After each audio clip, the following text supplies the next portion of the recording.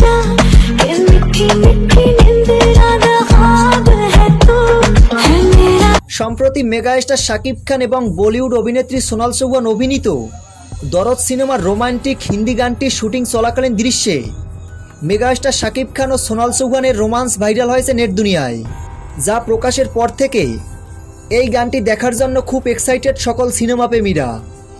জানা যায় দরদ সিনেমার সকল কাজ শেষ, এবার শুধু মুক্তির অপেক্ষা। পরিচালক অনন্য মামুন জানিয়েছেন খুব শীঘ্রই মুক্তি পেতে যাচ্ছে বহুল আলোচিত এই সিনেমাটি।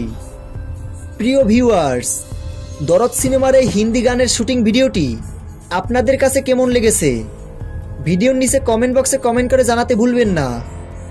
মেগাস্টার শাকিব খানের সকল আপডেট ভিডিও সবার আগে পেতে আমাদের চ্যানেলটি সাবস্ক্রাইব করে আমাদের পাশে থাকুন। ধন্যবাদ।